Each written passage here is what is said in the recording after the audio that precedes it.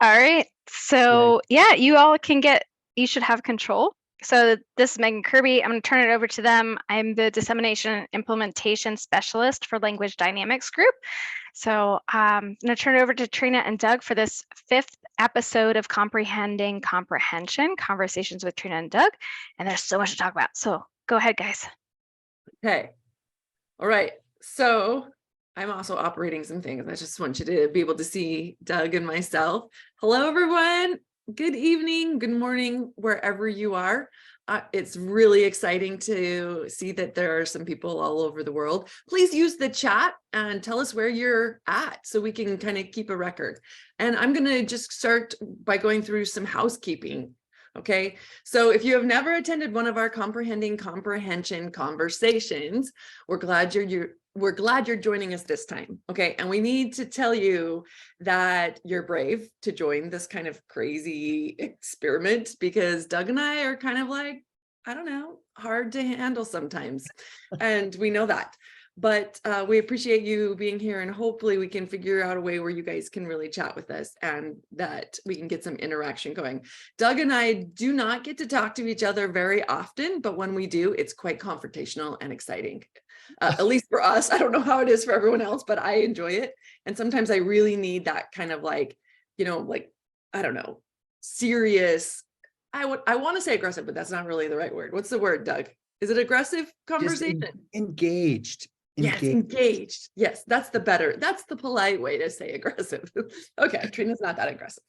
Okay, so here are the housekeeping things. This is a live audience interactive conversation. What we've learned is that there were so many people that signed up that we can't actually put all the videos on, but I'm hoping that not that many people will come and we will be able to get some video and voice interaction. Otherwise, we're going to be doing the chat stuff, okay?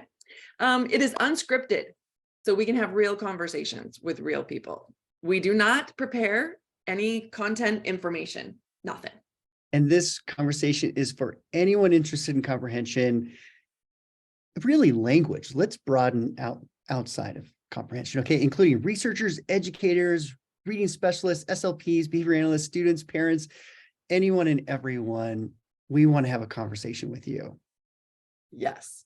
Doug and I are going to ask a few questions about our topic, and then we're going to let the conversation evolve from there, right? It is short. We kind of pack a lot. We want to pack a lot into a short amount of time, but it's mostly just to get everybody thinking about things. Turn on your cameras if we have that chance, if you want to talk and you want to engage. And then I need to let you know too that we're going to be recording, right? So this ends up being kind of a podcast after the fact in the recording. So I just want to warn you that does happen, okay? You can put questions and comments in your chat or raise the Zoom hand if you want to talk, or just talk to us. That's okay too. Yep, right. A couple of disclosures, housekeeping. Trina and I, we've created a little family company called Language Dynamics Group. We're actually more just affiliated now. We let other people run that show, but we're connected with them.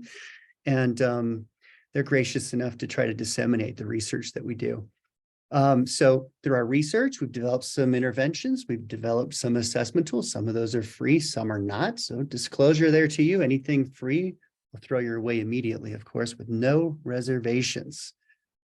So Doug is a professor at University of Wyoming in the Division of Communication Disorders. And he's kind of got that title of an old man, and he's wearing a cap to hide his balding, that he is an old man. Beautiful, whatever. I did discover after leaving BYU that my beard is gray. I did not know that though in the 5 years I was there because they made me shave. Okay, you've got 3 of 3 indicators, and actually 4. I'll tell you what they are: balding, gray, glasses, and you have elbow patches on your blazers. No. Yes, but you do. Hey, look, I think I'm still beautiful, and that's all that matters. Trina is beautiful, by the way. She's going backwards in age, and she's an associate professor at the University of South Florida in the Department of Child and Family Studies, and is an affiliate faculty in the Department of Communication Sciences and Disorders at this university. And she is really actually quite a wonderful person, even when she does mock the way I look. Did you hear that? He just punched me. He said, She's actually a wonderful person. Fair enough. All right. So this conversation will be audio and video recorded so that it will be made available to others. And maybe we shouldn't record after all, but we're going to. So, okay, let's do this. All right. Well, so if you're here because you're going, what are they going to talk about? Sold half a story. So you should know that what we're going to be referencing tonight is the podcast by Emily Hanford, who is a popular journalist. And she did this amazing podcast recently. I don't know, maybe it came out in November or something like that. There were 6 episodes, and she did a phenomenal job unpacking the problems with the standard way in which students are taught to decode. And let's see, was that all I wanted to do as an intro, or were there other things? Yeah, well, let's talk just a moment about it. So, I mean, it really has taken the country or perhaps the world by storm. I'm not sure, but I know it's very popular. I see people talk about it all the time. And potentially they're a little touchy about it. Like one person posted on Facebook, like, hey, what's wrong with, our title's a little bit provocative, right? So they were like, oh, you guys gonna beat up on this? No, we are not. It's fabulous. If you haven't listened to Emily Hanford Sold a Story after this podcast, you should drop everything and listen to it. It's really fabulous. So a couple of things about it. It's really a lot about word recognition instruction and teaching children how to decode. And we won't spoil the whole thing for you, but let's just say that we've made some errors along the way. Some people have made some mistakes. So Trina, what do you think Emily Hanford is actually doing with this podcast? And why is it resonating with so many people? Very good questions, Doug. I would be happy to talk about that. So Emily Hanford is, sorry, I'm getting text. I forgot to mute myself here. So Emily Hanford is a popular journalist, and a few years ago, she got involved in, like covering reading. And I think she discovered what's really happening and what's going on in the schools. And she discovered that there's stuff happening in the schools that's not good for kids. And I don't know if the people in this group or not understand implementation science, but it's one of the favorite things that I do, and that I try to understand. But what she talks about in the podcast is, when in one of the episodes, maybe the 3rd or the 4th, was that the Reading First initiative in like the early 2000s could have been successful, but the problem was that the old crappy reading programs were never de-implemented. Right? So you can't put new stuff in unless you take old stuff out. There's no space for it.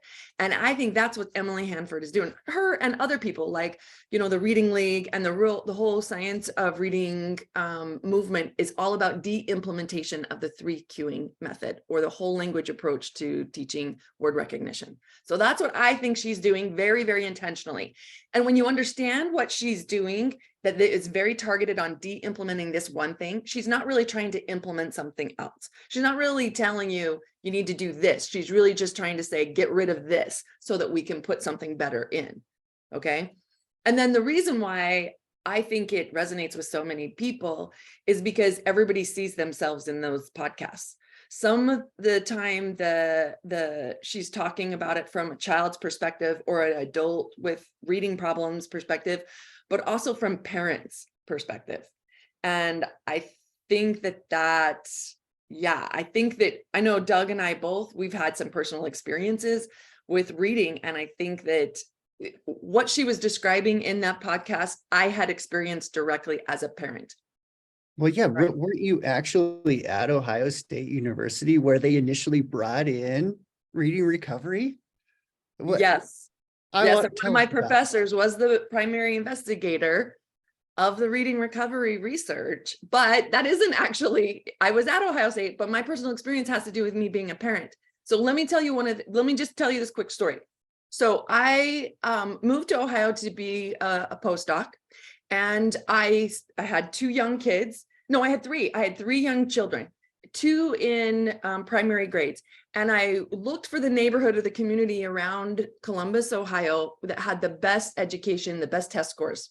So we landed in Dublin, Ohio. It's a very nice suburban town. Great. So I was thinking, good, my kids will do well in the school. Well, guess what?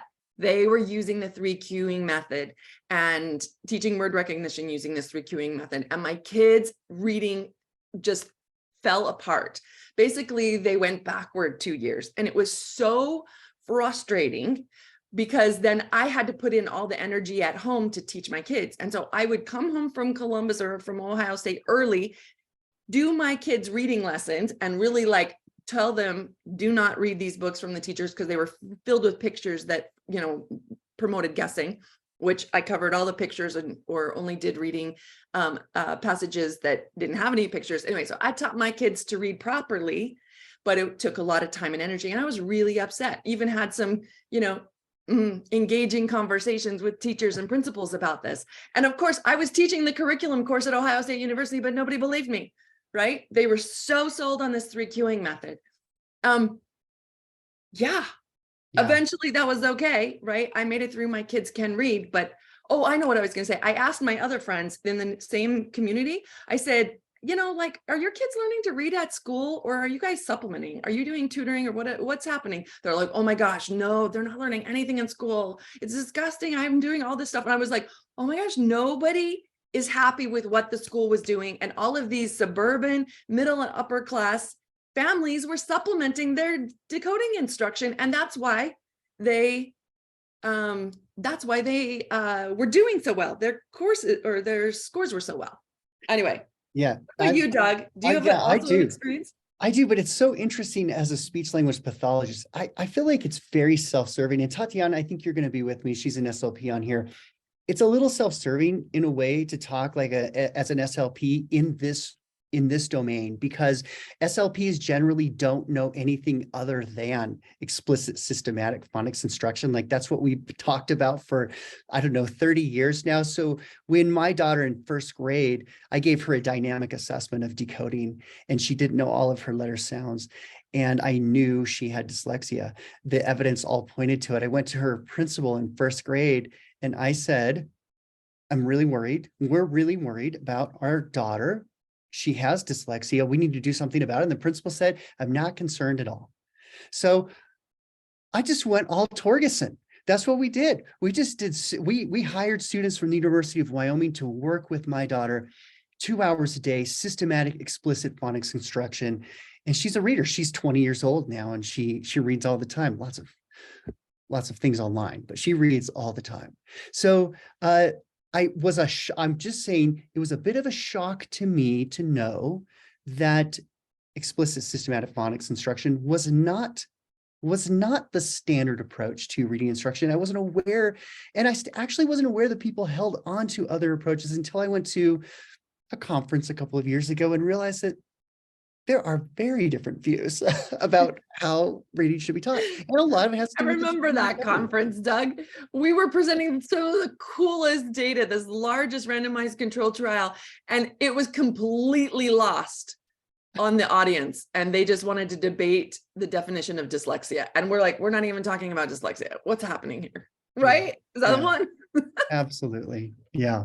Okay. We're about done with decoding. We got to talk about comprehension.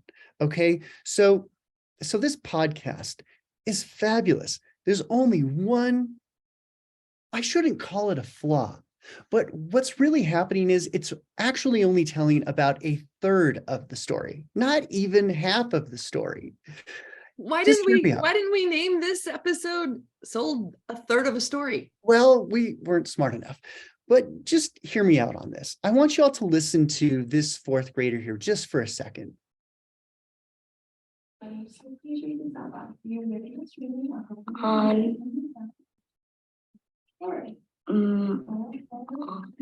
Monday. Brody was in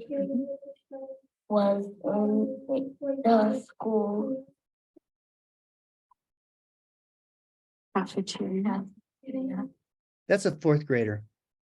There are about a third of fourth graders who read like this. Now, if you listen to the podcast. That's exactly what Emily Hanford does. But she starts her podcast out in the reverse order. She shows you a very good decoder. I'm showing you one that struggles. And it's a third of the students that read more or less like this. But you know what this means? This means that about 2/3 of fourth graders read more like this. On Monday, Brody was in the school cafeteria with his friends. While he was eating, he noticed that there was a boy sitting by himself at another table. Yet the majority of students,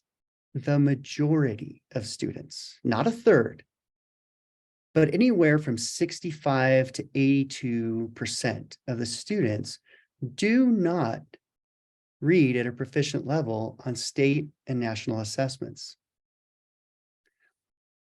Emily Hanford talked about the third of the students who are struggling with decoding and receiving poor instruction in word level reading. What's going on with the rest of the kids? The question that she posed is, Trina, How did that happen? did that happen? How did that happen? But I want to make sure that people are understanding like what your point here, Doug. It's like she's saying most kids don't read this well, or most kids don't do well on this test. That is true. But then she says a third of the kids read like this. Well, guess what? Most is really 80%, but then only a third of them read this, low fluency rate or a low rate, right? Mm-hmm. You got it.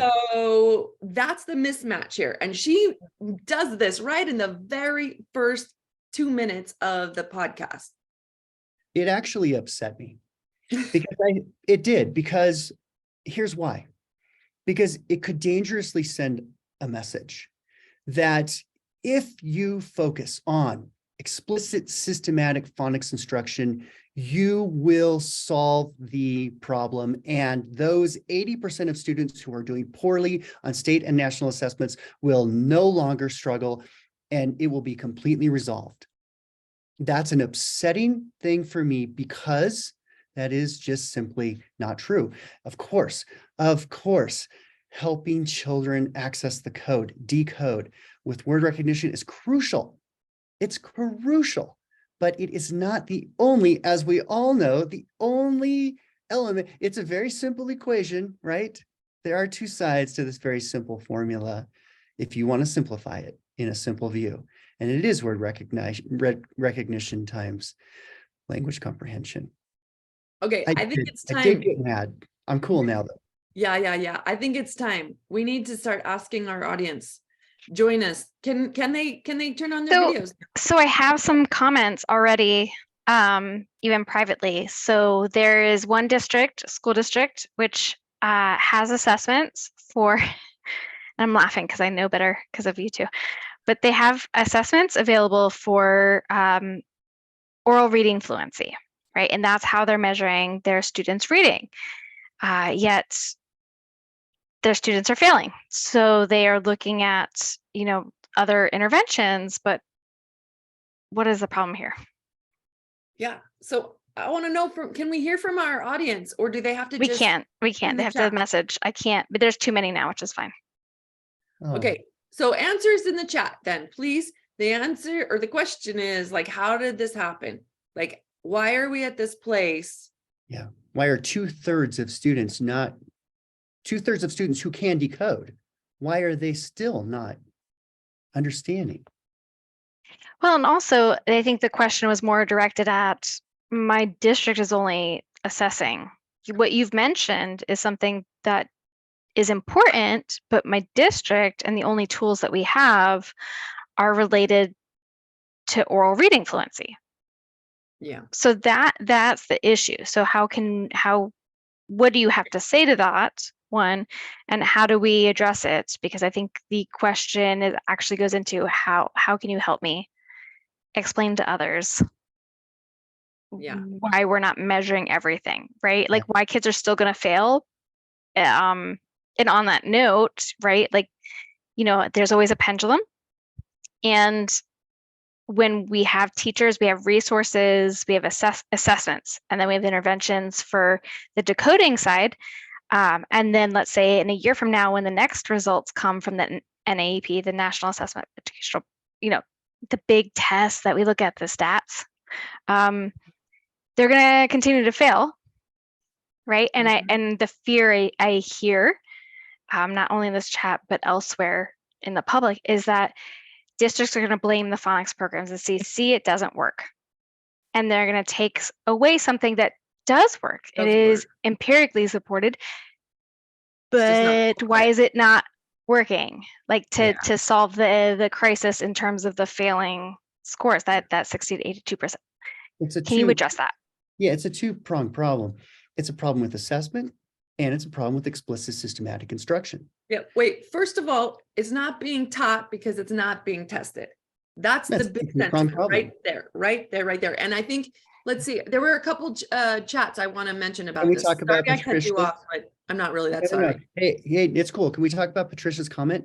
Yes, that was the comment I'm trying to find now. I've been thinking about Patricia's comment now for so long, and I have it bottled up inside of me, Trina.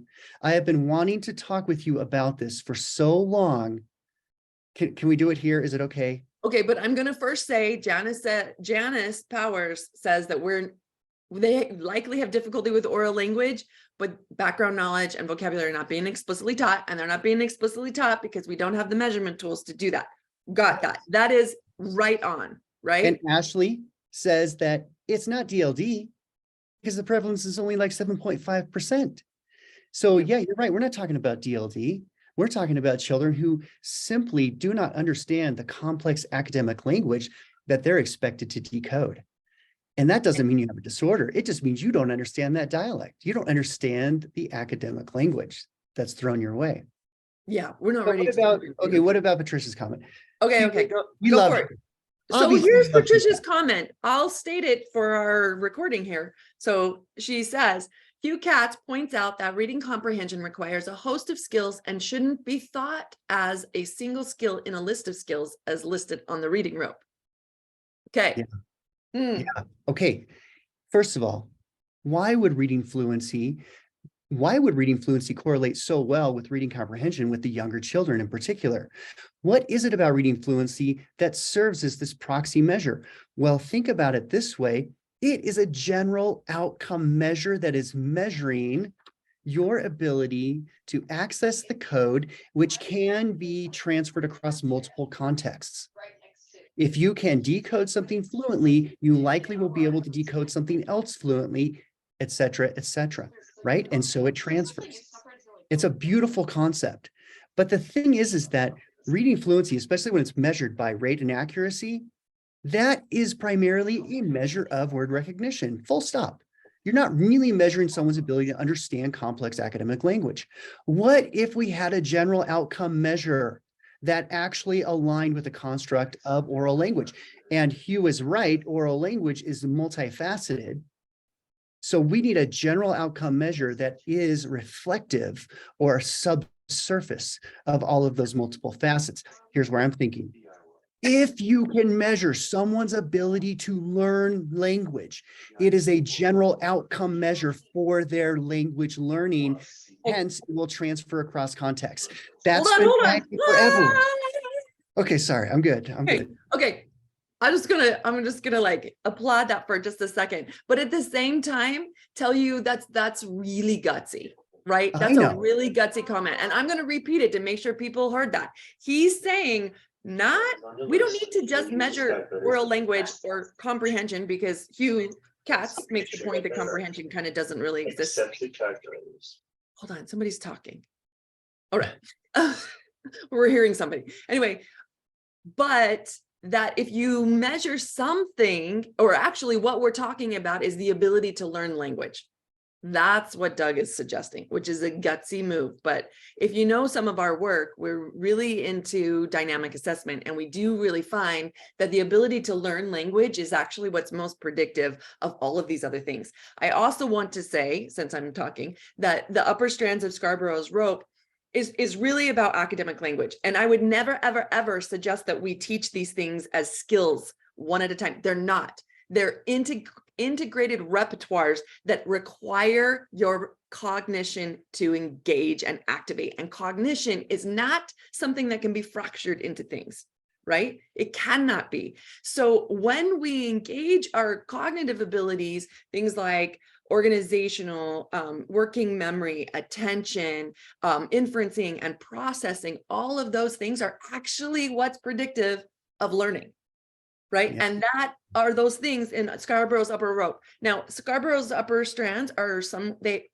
she uses a number of odd terms, but I like to describe them as this. So text structures, which are your discourse, narrative, expository kinds of frames. You've got general academic words, domain specific words, also sentence complexity, so complex sentences, which, you know, your syntax, and then word level morphological knowledge. And then the really important one is inferential thinking. And it's inferential thinking to continue to remember that this is a cognitive skill, a cognitive linguistic skill, right? And those things cannot and should not be separated in the assessment and in the teaching of those things. They are not like, I'm going to teach this letter sound. Cannot be pulled apart like that, should not be pulled apart like that. But we often do teach it like that, like vocabulary drilling. Okay, sorry, did I get on a soapbox? No, it's good. I love it. And I want to say something here. So I respect you cats probably more than just about anyone on the planet. And when he speaks, I listen. He currently is thinking that the way to measure reading comprehension is to teach children content or build their background knowledge and then test them on specifically what you taught them. I am, and that is daring of me, but I do question this because I think you actually can learn from the text. You don't have to have exclusively this background knowledge or have been taught what's in the text to understand it. And I think that if you can measure someone's ability to learn language, then that broad-based skill will transfer across contexts. This reminds me of an article by Alan Kamai. If you haven't read it, pick it up. It's amazing. 2014, Alan Kamai, he talks about what learning really is, which is that individuals who are typical language learners, they can learn a broad-based skill and they can generalize or transfer that skill. Shouldn't use the word generalize, by the way. They can apply that skill across contexts. And children with language disorder who have difficulty, they're the ones who struggle with that transfer. But it's all about measuring, but also teaching the broad-based skill, right? Now, Trina, get with me on this one for a second. Why? Do I have to agree with you? Yeah, I want That's you a condition in which you're speaking. Yeah, it is. Not really, though, but I'm just thinking, you know, it's not about teaching a child a specific story. Definitely It's about not. teaching them about the schema or the story grammar, the structure, Okay, right? That's let me the skill you just a broad-based little skill bit. that goes across context. Yes. Let me skill you a little bit. From No, cognitive. I don't want your specific. Okay, hold on. Yeah. behavioral I'm going to. I So I'm know. a behavior analyst, and I draw from behavior science and cognitive science alike. But here's the coolest thing about what Doug was just saying: the things that transfer, and the reason why this is a cognitive linguistic repertoire and not these like little separated, fractured skills, is because the human brain is special. We have a neurocortex that it's responsible for detecting patterns. Okay, so humans are pattern detection machines. That is our superpower. So cognitive schemas, or for those behavior analysts on the group, maybe autoclitic frames, okay, are actually patterns within our language at the word level, the sentence level, and the discourse level. Those are cognitive schemas. And our brains are pre-wired to detect patterns. And that's why when we assess the ability to use those patterns flexibly, okay, and we teach children to detect and to use those patterns flexibly, they are going to be better learners, or it could indicate that they're a better language learner. The second superpower akin or that goes with pattern detection is inferential thinking. So put pattern detection and inferential thinking together. Those are the two cognitive abilities that humans have that account for almost all of our learning. There are only 8 cognitive abilities, and those are the 2 primary that lead to the others. Okay, that's do you think? beautiful. I love it. I don't know what people out there. It's hard when you can't see people's faces, you know, who knows, they might all I be know. I know. They're like, okay, shut up. Maybe they're saying that to you. How do we put it? Probably. Thank you. Oh, wow.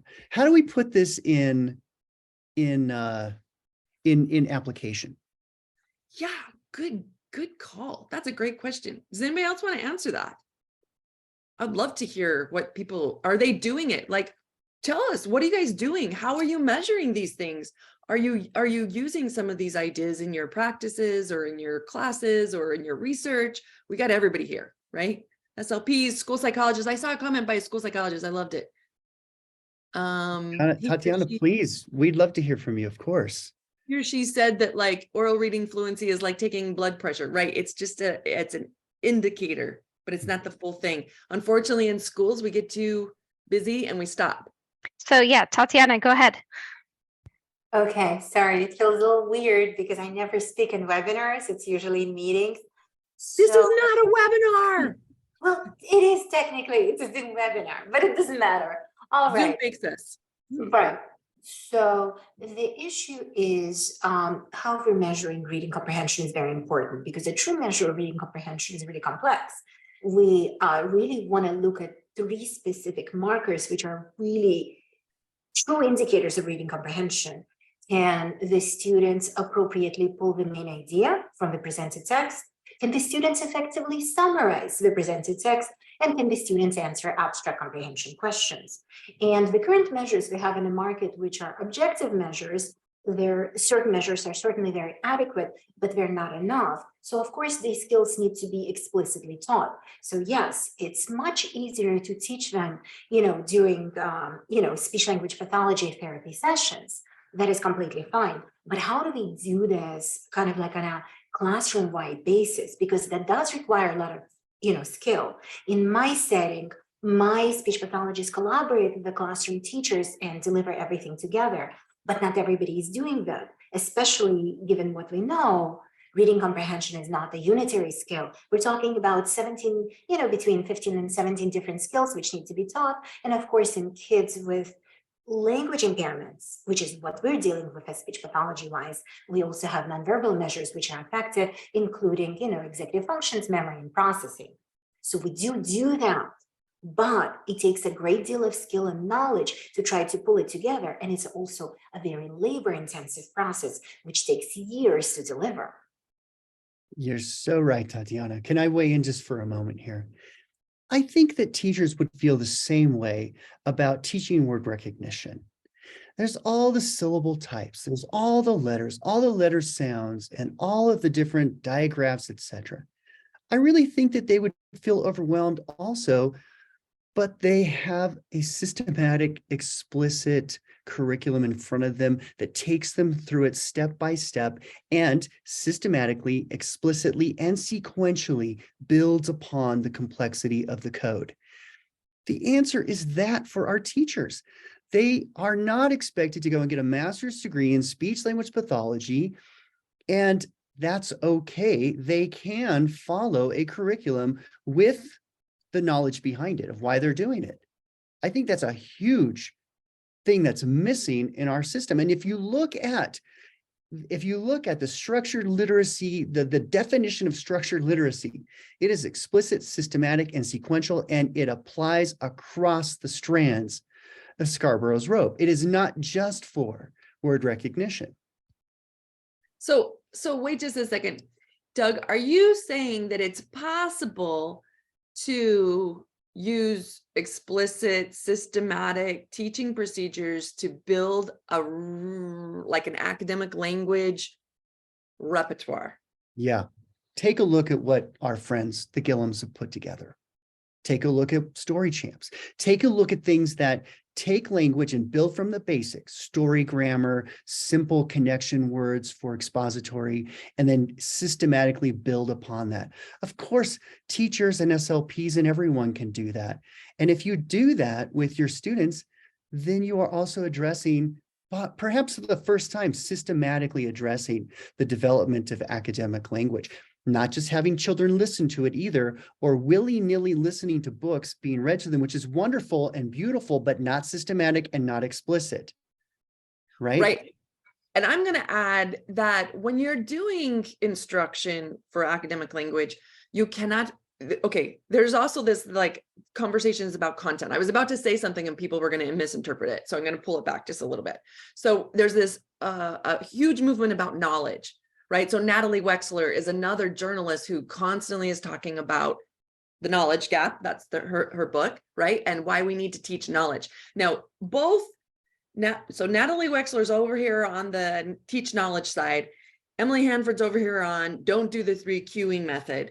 But what we need to do is what should we be doing and how should we be doing it? And that, of course, is the science of reading experts. And I don't know that we would consider ourselves experts at all, but I would say Doug's an assessment expert and I'm an intervention expert. So I'm back on this.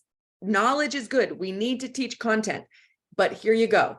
If we actually teach the patterns of language, the content comes for free. And the patterns of language is what's transportable across content. And as Mark Fay has expressed, it is impossible to teach a child every single content in language and every single thing that they could possibly ever know. That's an impossibility. Sure, we need to teach them important things that are relevant to their lives. But if you teach them the skills to absorb that material, to learn it. And that's the schemas, the patterns. Exactly. The patterns, because that's like schematic theory, right? And even like, it really is about if we have this schema, like a cognitive or an autoclitic frame of something, every new information gets mapped onto these things. It makes learning and knowing better. Think about it. So academic language is more of a repertoire, a cognitive linguistic repertoire that allows for rapid acquisition and effective expression of knowledge. So yes, we need to teach content, but content in the absence of teaching this structural framing or organizational is not going to get you very far. And we know from our research that teaching patterns is actually the quickest way. Like we can exponentially hasten the learning, right? And then we can also tell who has difficulty with pattern recognition when we're doing dynamic assessment. And that is more indicative of a child's ability to comprehend. Okay, so hold on, now time out. I want to check you on this one. Oh, right. I want to check you on this. Okay. Is this true?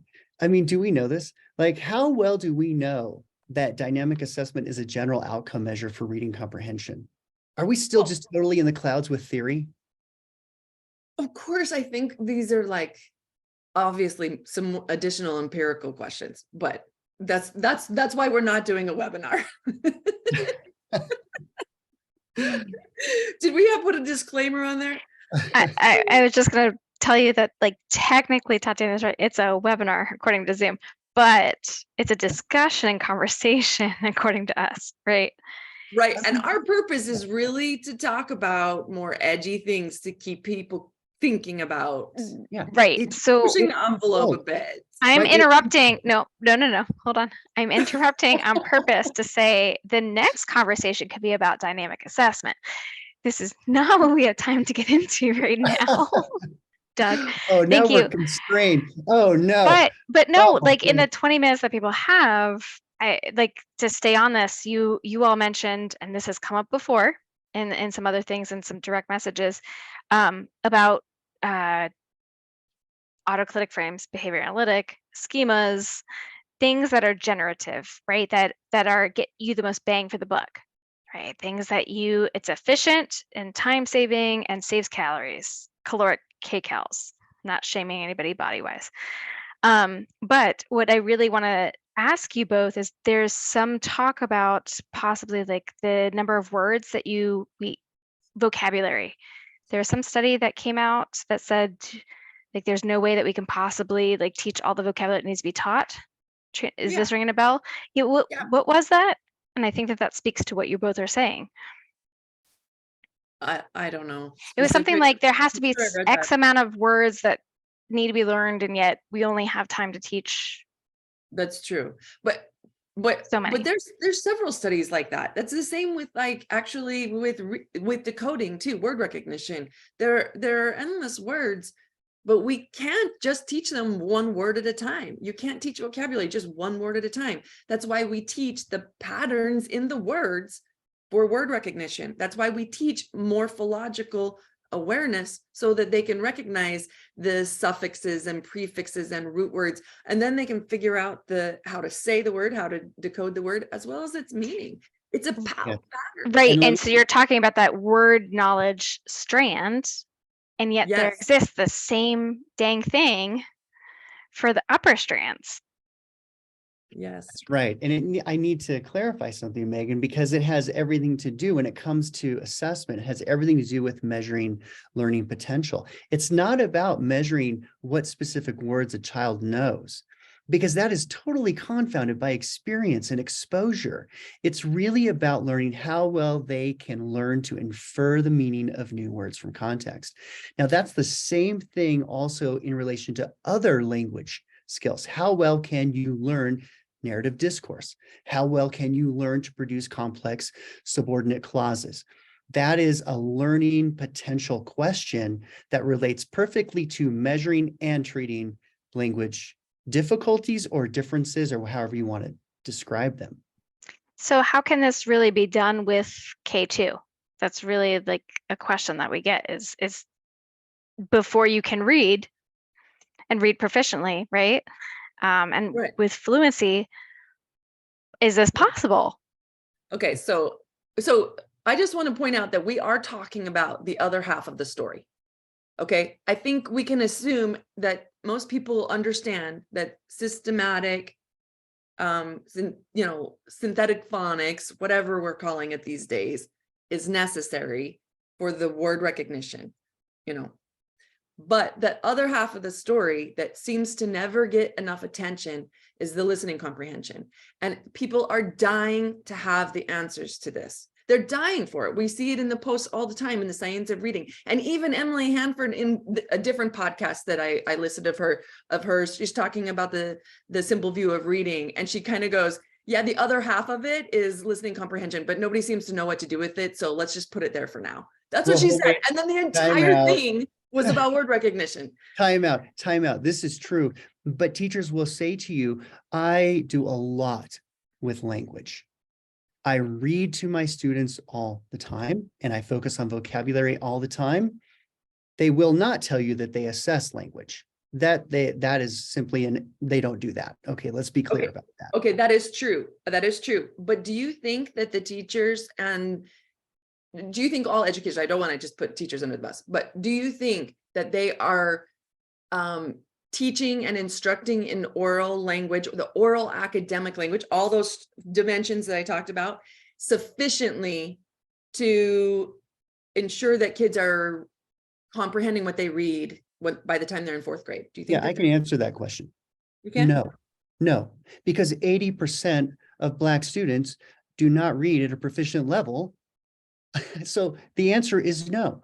And what's not happening is an explicit, systematic, sequential focus on the development of academic language. That's what's missing. I am not by any means throwing reading aloud or shared storybook reading under the bus. It is a beautiful thing to do, but it is not and cannot be the only thing you do to develop complex academic language, because it's 100% a receptive skill, and the children need to talk like a book in order to write like a book. Right. So it's necessary, but not sufficient for book reading. We're talking about like shared storybook reading, right? That is the only go-to strategy that anybody ever says. Even Nell Duke, we picked apart that science of reading comprehension instruction last time. And remember, that was my point. I was like, I love Nell Duke. Why can't you say something besides storybook reading improves listening comprehension? Oh, Right? I know. It was painful because it was literally IE, shared storybook reading, as though Not EG yes. storybook reading. I know. So, That's okay. We love Nell. okay, so to Megan's question, I'm going to say then, and it wasn't Megan's question, it was Jennifer's. She's asking, what can we do in K2 to address the other half of this story?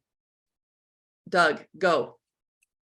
Well, we really should measure the construct of interest. Good. A assessment. I knew that was coming. Well, what can I say?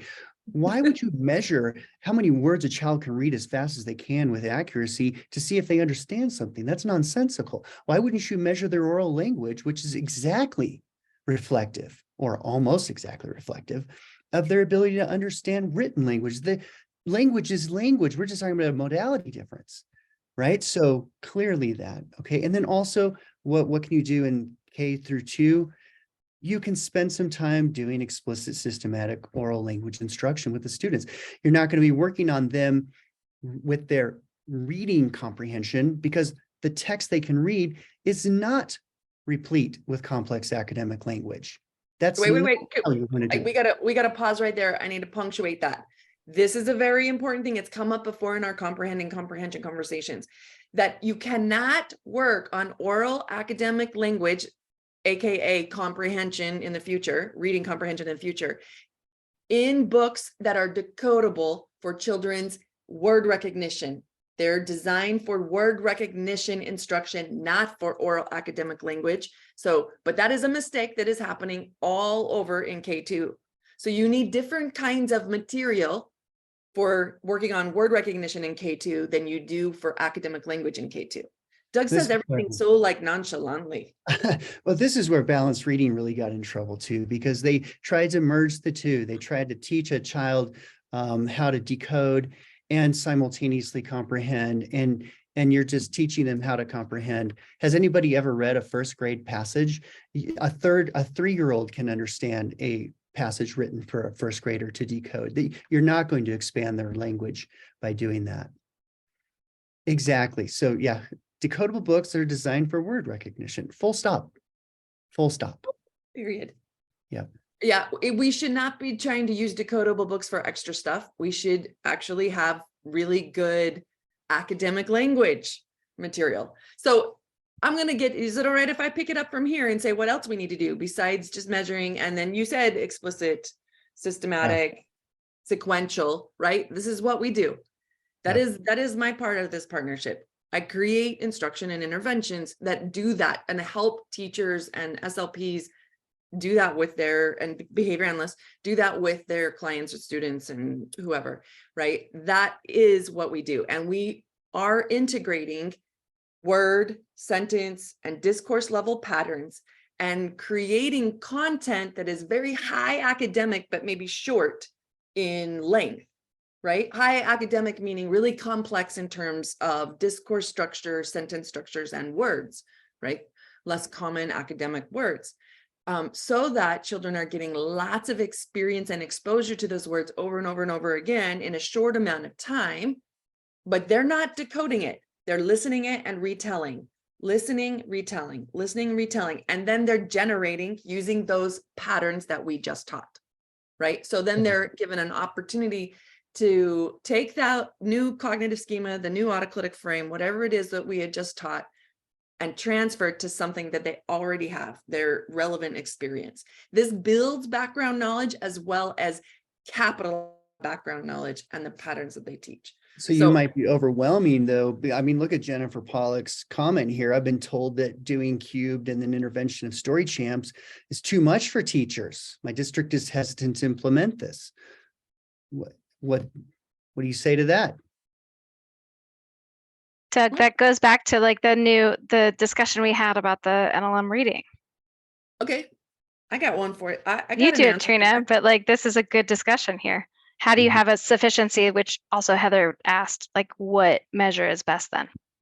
Yeah. So Yeah. It's a problem of de-implementation, right? Because there is something going on in those classrooms that's probably not very efficient or effective, and they're spending their time doing it, right? De-implementation needs to happen so that there's space for what is going to be most effective, who's going to move the needle properly. So you can't just add something new and expect the teachers to be able to do it. No, we don't want to overwhelm teachers. They have to replace something. Now, Story Champs in the Cube doesn't really take that long, but still, they don't have 2 minutes extra, right? And think about it. Let's say you have a 90-minute literacy block. How much of that is going to word recognition? And the part that's not going to word recognition is going to something like academic language. I bet it's not very efficient. It's very slow. It's like hardly any student responding. They're kind of doing independent seat work or something like, or reading. I don't know what they're doing. It's not efficient.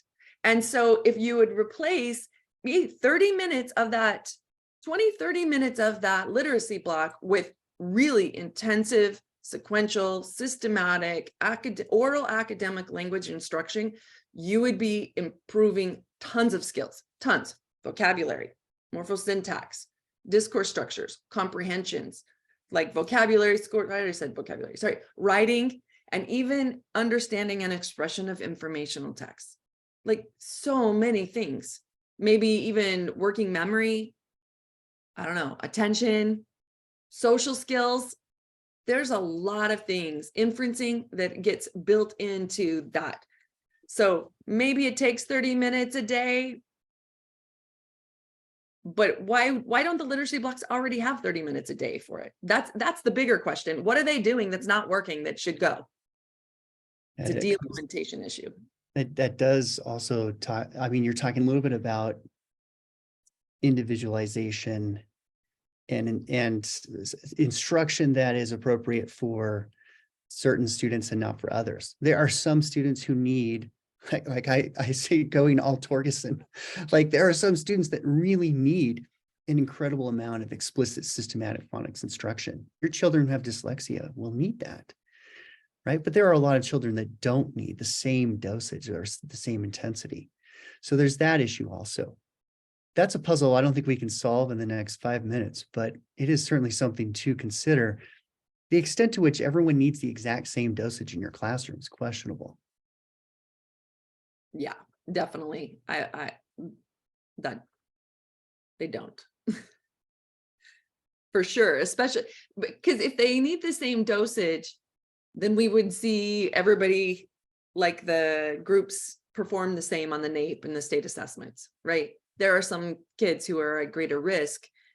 Yeah. Okay, Yeah. but if we went back to Jennifer's question about time or maybe even concern about complexity of implementation.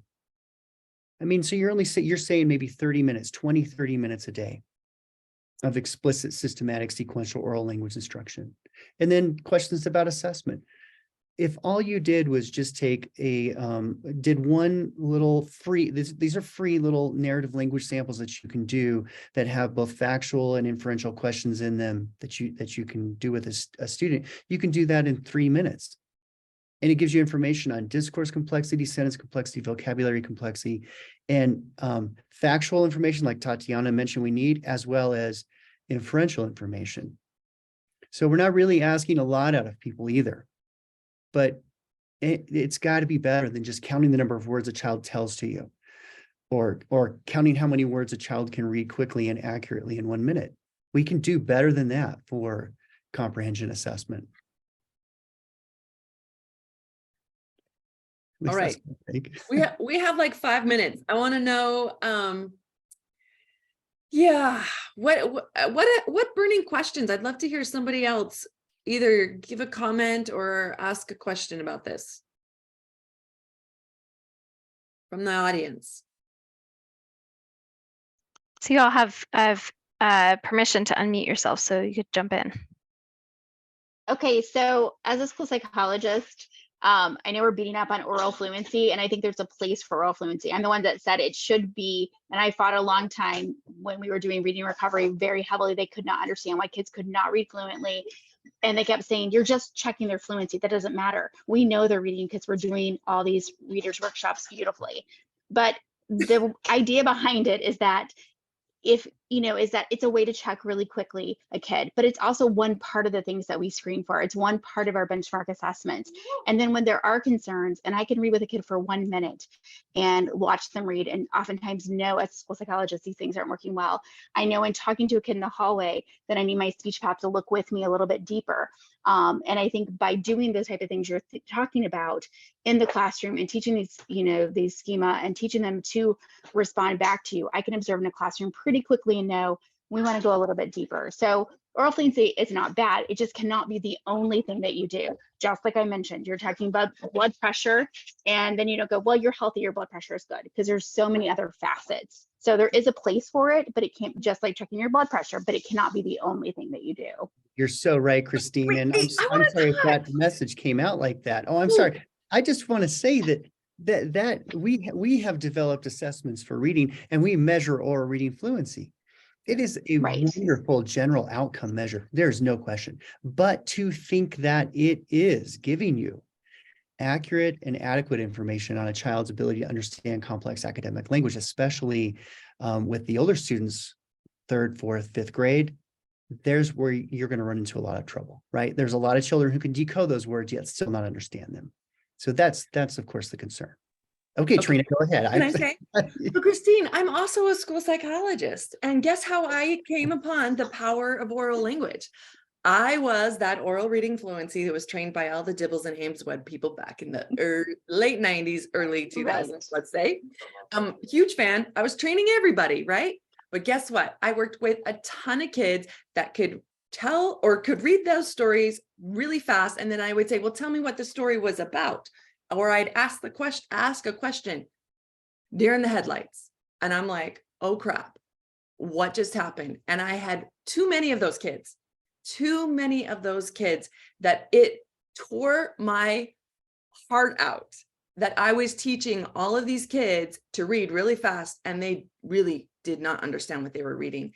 That was what actually drove me to go get my PhD, and how I met Doug is I was like, I need to solve this problem. I need to solve this problem because I did not do right by these kids, right? I did not have the tools to go deeper and figure out that it was language, right? So let's see, Janice is asking this question about, what about a quick oral language screener? Well, that is exactly what Doug and I did. The first thing we did was we created a quick oral language screener that can be done in a general outcome measure like oral reading fluency.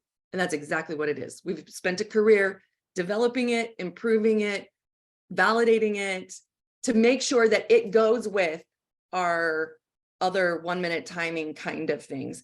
And our screener takes 1 minute,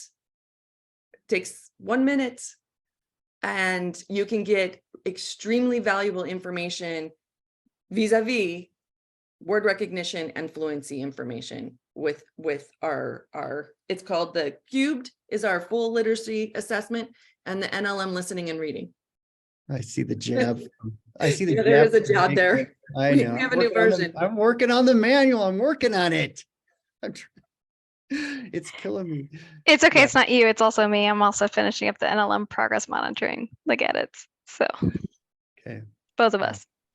You guys are awesome. So we're coming up at 1 more minute. So I'm going to let everybody know, out of respect for everybody's time, yours as well, that this is just a disclaimer. We're hosting this as Language Dynamics Group because we have a Zoom account, right, that can allow all of you, like above 100 people, to be here for free, but also that this is free, right? Trina and Doug are not getting paid for this. They're representing their universities. They're being researchers right now. And so we don't want to plug anything.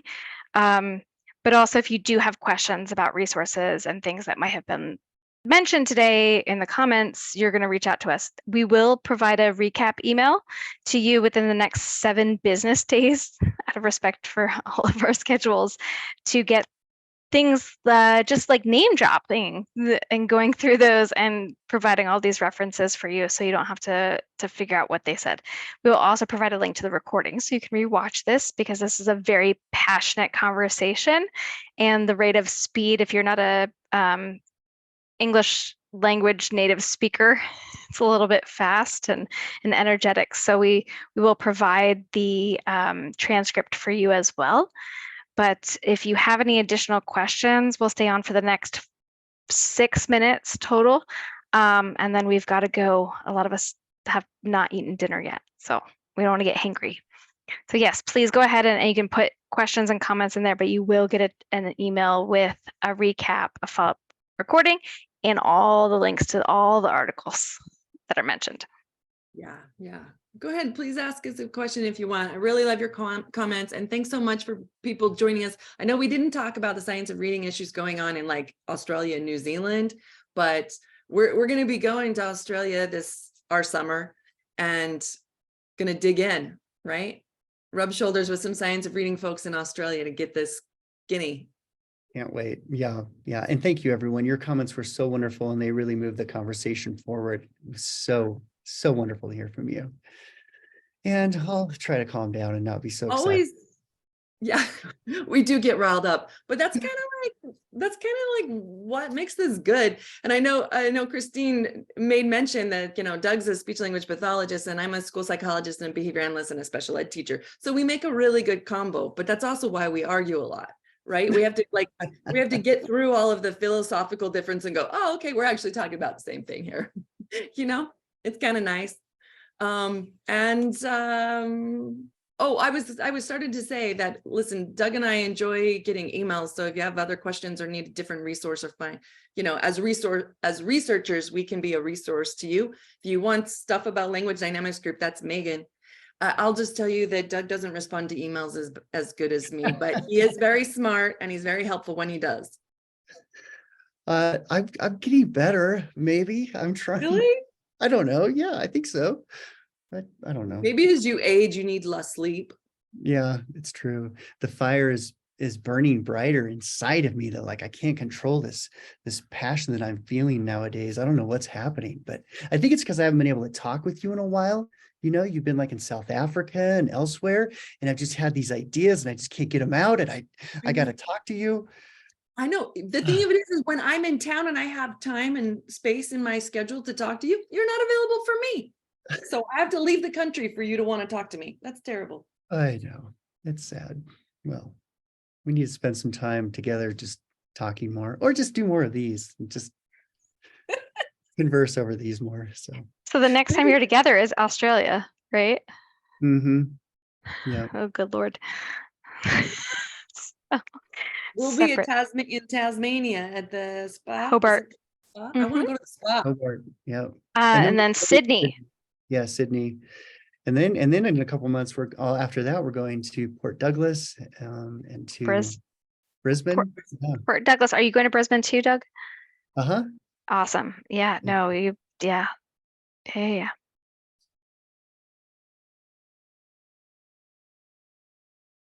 Mm-hmm. Oh, I like Christine. So Christine, what in the last 2 minutes? I think I'm just going to have to give her my email. I love it, man. I like how really our answers are obviously not satisfactory to Christine. I know, she's like, but we got you covered, Christine. We don't just talk to talk. Yeah. She said, yeah, Christine's a yes and person. I love it. Yes, I like it. I like it. Totally. Okay, so this is gonna wrap up everything. If anybody has any other questions, comments, feedback, oh snap, I totally forgot to put the certificate in the chat. So I will be sending everybody who's ever registered a link to the certificate to give feedback as well. It is not anonymous, so no, your name is attached to your feedback. And that way we can actually, the reason being that we can get in touch with you and follow up and clarify in case there's any issues. It's not for malicious reasons. So we will absolutely get in touch. That's why. But no yeah. Comments about my hat. Leave my hat alone. Teeny weeny beanie. She told me I had to wear it today. So I really don't think Trina told you to wear that. She did it. No, in fact, he says, okay, the most important question, Trina, should I wear my hat? And you said yes. This is the most important. Yeah. No. All right. So Doug, Jimmy Fallon, and Paul Rudd have this video called Teeny Weeny Beanie Okay, I'll have to watch this. that I then. will text you later. Okay, So, that sounds good. all right, y'all. That's it for us today, this morning, this afternoon, this tonight, wherever you're from. Thank you so much for joining us, and thanks for being really patient. We were Facebook Live this whole time. Woo! Oh, you For the were? first time I had ever. no idea. Yes. Oh, wow, that's cool. Okay. So we will get to everybody. Thanks again. Trina and Doug, you want to sign off? Yep. Bye, everyone. Peace out. All right. Take care. Bye-bye.